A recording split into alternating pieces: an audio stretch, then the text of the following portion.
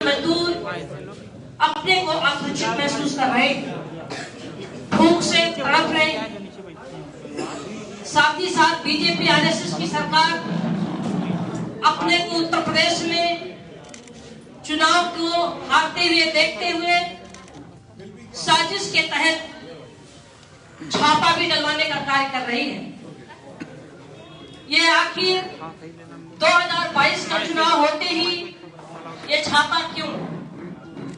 जब जब प्रदेश में चुनाव होते हैं तब तब बीजेपी आरएसएस की सरकार छापा का सहारा लेकर, केंद्रीय एजेंसियों का सहारा लेकर प्रदेश के लोगों को भयभीत करने का कार्य करते हैं। साथियों, साथ ही साथ मैं बताना चाहती हूं कि उत्तर प्रदेश में चुनाव होने जा रहे हैं 2022 में। चुनाव को देखते हुए ये बीजेपी आरएसएस की सरकार ने गरीबों का वोट लेने के लिए मार्च तक गेहूं, चावल, चना, तेल, जो खाद्य सामग्री जो गरीबों में बांटने के लिए कार्य कर रही है, ये आखिर चुनाव तक ही क्यों? केंद्र में बीजेपी की सरकार है, आखिर पूरे देश के राज्यों में ये खाद्य सामग्री क्यों नहीं बांटा जा रहा है? केवल उत्तर प्रदेश के चुनाव में जो गरीब, कमजोर, लाचार, बेसहारा, बेरोजगार लोग हैं, उनका वोट लेने के लिए एक साजिश के साथ गरीबों को सामग्री दी जा रही है, वो भी केवल मार्च तक। मार्च के बाद चुनाव खत्म होते ही ये सामग्री बंटना बंद हो जाएगा।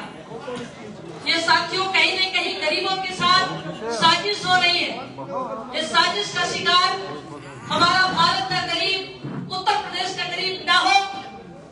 इसी सभी विषयों को देखते हुए बीजेपी का विकल्प के रूप में मैंने समाजवादी पार्टी के राष्ट्रीय अध्यक्ष माननीय अखिलेश यादव जी को हमने चुना है।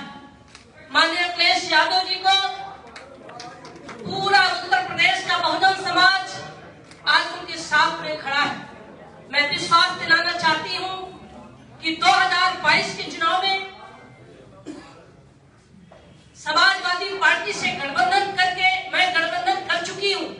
हमारा पूर्ण रूप से हम समाजवादी पार्टी से गठबंधन हो चुका है और पूरे उत्तर प्रदेश में बीजेपी को सत्ता से बाहर करने के लिए समाजवादी पार्टी को उत्तर प्रदेश के मुख्यमंत्री माननीय अखिलेश यादव जी को बनाने के लिए मैं निर्णय ले चुकी हूं। हमारा गठबंधन हो चुका है।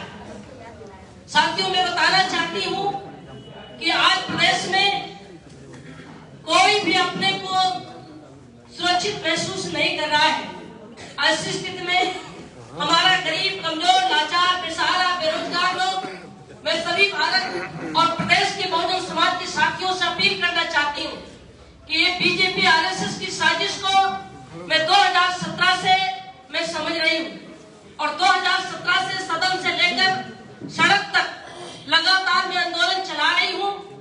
आज पूरा प्रदेश और पूरा देश बीजेपी की साजिश को समझ रही है।